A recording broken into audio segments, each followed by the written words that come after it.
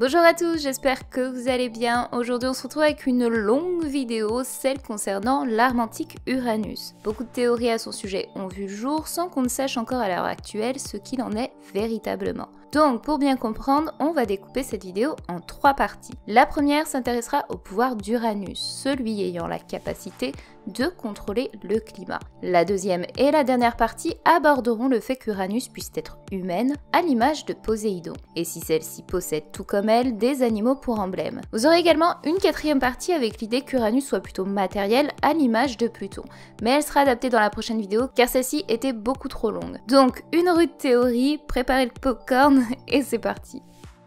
Une des parties de la légende du One Piece raconte qu'un ancien peuple issu d'un royaume disparu aurait conçu 3 armes antiques capables de détruire le monde. Poséidon incarné par Shirahoshi, Pluton associé au plan d'un bateau, et enfin Uranus dont on ne connaît ni son emplacement ni son utilité. Alors que représente véritablement cette dernière arme et quel pouvoir pourrait-elle nous révéler? À ce jour, aucun indice n'a été donné par Oda. Et pourtant, est-ce vraiment le cas? Pour comprendre, on va d'abord se baser sur un élément des plus simples. Oda a pris la partie de donner des noms de dieux aux 3 armes antiques, ce qui pourrait indiquer un certain lien et une utilité à tout ça. Poséidon est présenté comme le dieu des océans, c'est donc tout naturellement qu'Oda opte pour une sirène, siégeant dans les fonds marins et commandant les puissants rois des mers pour représenter cette arme. Pluton est désigné quant à lui comme le dieu des enfers régnant sur le séjour des morts. Dans One Piece, cette arme nous est partiellement dévoilée, mais selon Crocodile, sa localisation serait à Alabasta. C'est dans ce lieu qu'on y découvre le tombeau Néfertari. En y entrant, on y aperçoit alors différentes fresques peintes au mur. Et lorsque l'on les étudie un peu plus en profondeur, on s'aperçoit qu'il s'agit de l'histoire de l'Égypte ancienne, celle de la barque sacrée opposant le dieu Ra au serpent Apophis. La scène sacrificielle que je vous mettais en parallèle à celle de Chandora et des fresques des nerfs, et enfin la pesée du cœur, symbole du séjour des morts. Ainsi, on peut voir que jusqu'ici, la description des dieux et celle des armes antiques correspondent parfaitement. C'est donc de la même manière que nous allons procéder pour comprendre ce que pourrait être Uranus. Dans la mythologie romaine, il se présente comme Caeleus, et y est décrit comme la personnification du ciel. Son homonyme grec, Uranos, est tout comme lui le dieu primordial du ciel et de la pluie. Il est le père de 12 titans et grand-père des 6 premiers dieux olympiens. De tout ça, en ressort l'attribut principal du ciel, un terme vaste comprenant aussi bien la météorologie, les étoiles, le soleil et la lune, que dans un sens plus religieux et mythologique, tel que le paradis, les anges et Dieu. On va donc mettre le cap vers les îles célestes dans One Piece pour y retrouver toutes ces notions et les faire se joindre toutes entre elles. Et c'est par les portes du paradis qu'on entre sur l'île de Skypiea. Cette terre logée dans les nuages y abritait 3 peuples angéliques, les Skypiens, les Chandia et enfin les Bilkiens. Ce pays était gouverné par Dieu, incarné par le personnage d'Ener, dont le but premier était de retourner sur sa terre d'origine, Ferryverse. Après avoir combiné son pouvoir électrique à celui de l'or, c'est à bord de l'Arche Maxime que son voyage se poursuit vers la Lune. Bien après l'arc de Skypiea, nous retrouvons Ener dans ses propres mini-aventures. On y découvre 2 choses. Les Spacey, peuple originaire de la Terre, qui ont rejoint la Lune grâce à des ballons pour venger la mort de leur maître. Et les vestiges d'une cité nommée Bilka, qui abritait 3 clans ailés que l'on connaît sous le nom des Skypiens, Chandia et Bilkiens. Dû à un manque de ressources, ces 3 clans ont quitté leur cité et ont rejoint la Terre, eux aussi grâce à des ballons. En redescendant ainsi sur la Terre, on y retrouve alors une île céleste suspendue par une multitude de ballons. Son nom, Balloon Terminal, une ville en ruine qui accueillera temporairement Kaido et qui servira de lieu de repos aux supernovas Ur-Rouge qui, tout comme Ener, était issu de Bilka. Et ce n'est justement pas le seul personnage originaire de cette île. Pour le rencontrer, il faut mettre le cap vers l'îlot céleste Weatheria,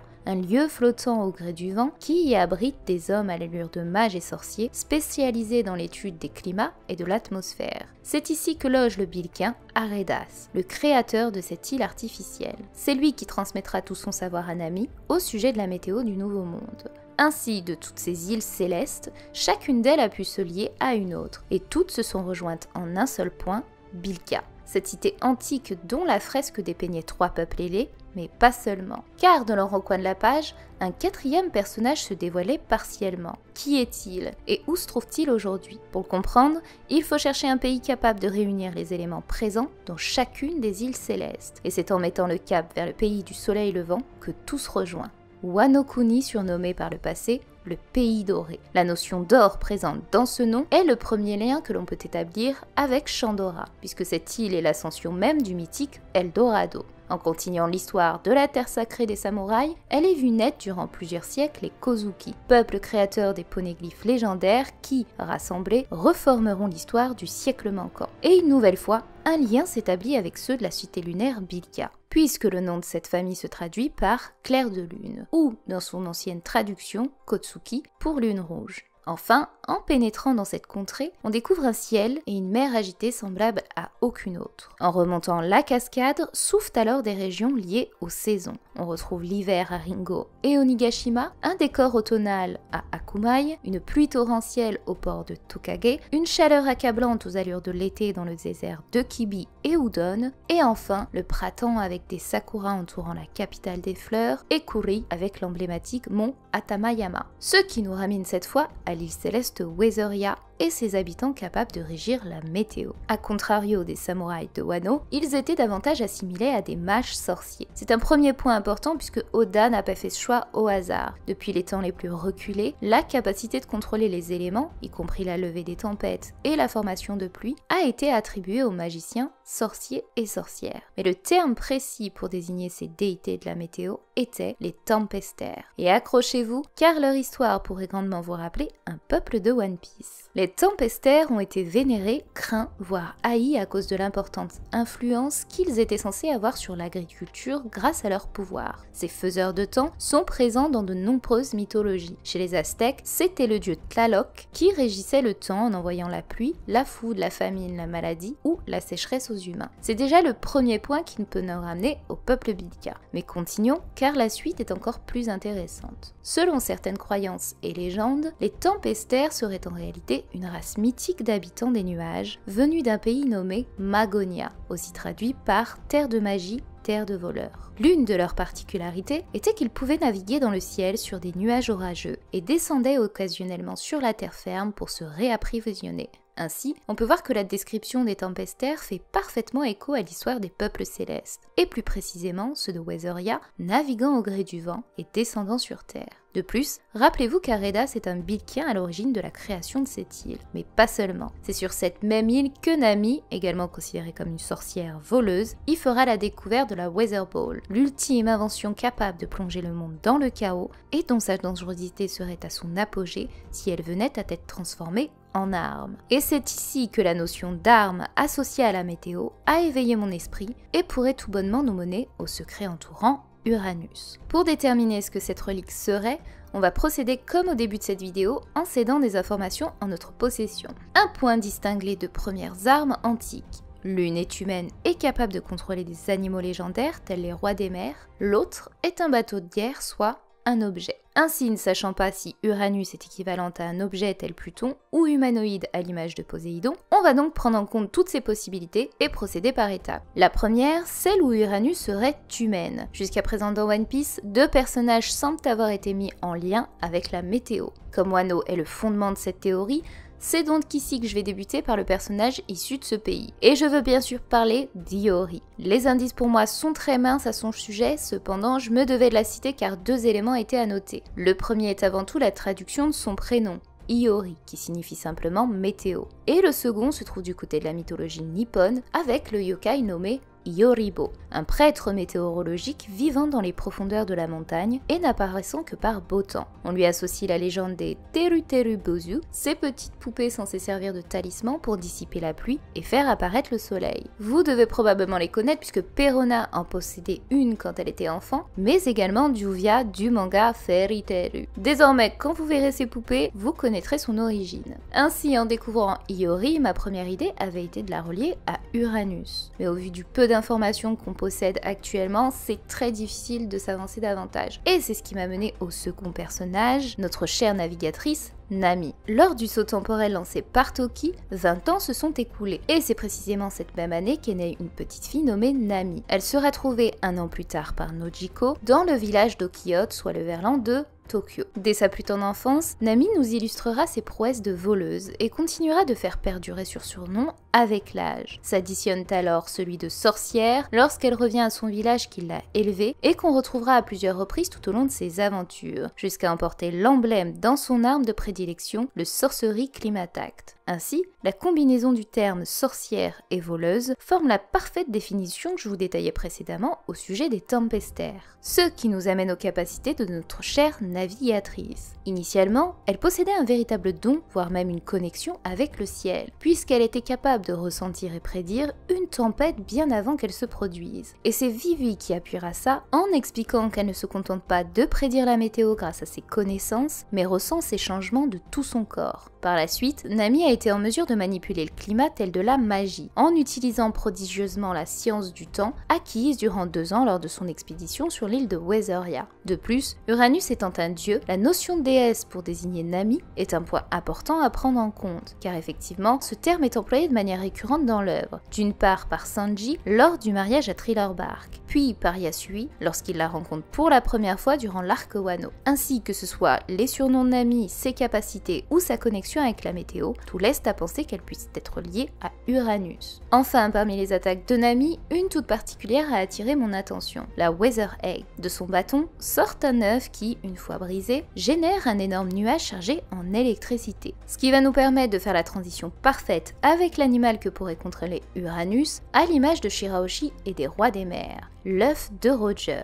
C'est dans le chapitre 0, la bataille d'Edward, qu'on y retrouve Shiki, ancien membre de l'équipage des Rocks, opposé à Roger, à qui il proposera une alliance et dont il affirme que le roi des pirates sait où se trouvent les armes antiques. La bataille allait faire rage jusqu'au moment où une tempête miraculeuse sauvera l'équipage de Roger. Et c'est sur ce même bateau qu'apparaît pour la toute première fois un œuf gigantesque dont on ne sait à ce jour aucunement ce qu'il contenait. Ce qui nous ramène à ma théorie sur l'oiseau roc. Alors pour ceux et celles qui n'auraient pas vu la vidéo, vous pouvez cliquer en haut à droite de l'écran. Pour le reste, on va faire un petit mini récap de cette théorie. J'avais donc mis en lumière le nom de Rodi Chebek, le parallèle avec la légende de Simbad le marin, l'île de Desozio, mais surtout la référence à Romance Down volume 2, les tout premiers jets d'Oda. C'est dans cette version qu'apparaît l'oiseau roc nommé Balloon et dont le sang possédait des propriétés magiques. Décidément, le hasard fait très bien les choses puisque cet oiseau était le compagnon d'Anne, soit la toute première version de Nami,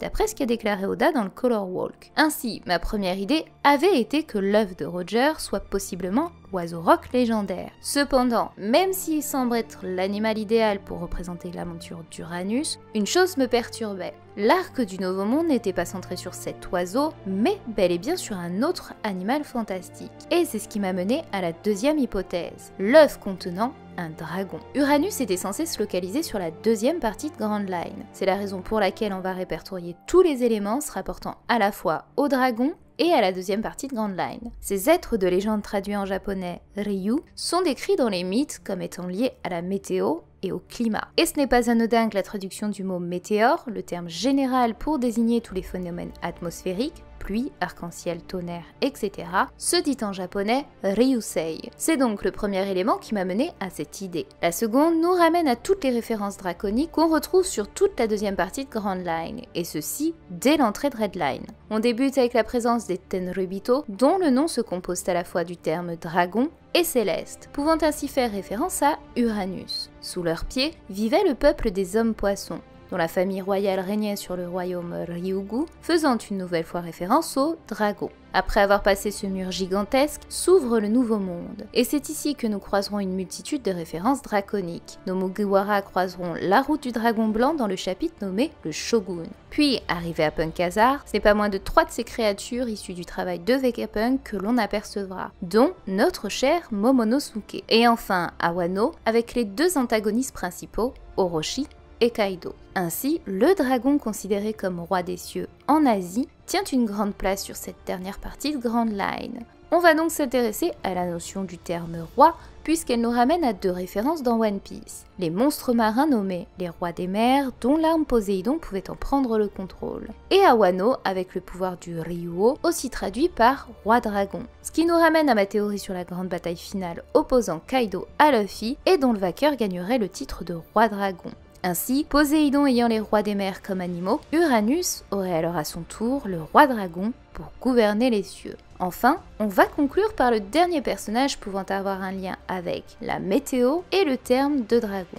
C'est au chapitre 99 qu'un miracle tout droit venu du ciel permettra à Luffy d'échapper à une mort certaine. Ainsi, va se succéder jusqu'au chapitre 100 une multitude de références au climat. Nami annoncera la présence d'une tempête à venir, s'enchaînera alors l'éclair frappant l'échafaud, accompagné d'une pluie abondante. Enfin, Smoker évoquera que le souffle du vent est une aubaine pour les Mugiwara, comme si le ciel en personne faisait tout pour lui sauver la vie. Et c'est ici qu'est introduit pour la toute première fois le personnage de Monkey D. Dragon, le père de Luffy. Alors, fruit du hasard, où est-il véritablement à l'origine de ces changements climatiques? D'un point de vue personnel, je ne pense pas qu'il soit à proprement parler Uranus, mais davantage qu'il pourrait posséder une partie de cette arme si celle-ci devait être matérielle, à l'image de Pluton. Et c'est ce qui va nous mener à la prochaine partie, ce que serait Uranus si cette arme était matérielle. C'est donc la fin de cette vidéo, on se donne rendez-vous pour la prochaine partie, et en attendant, prenez bien soin de vous.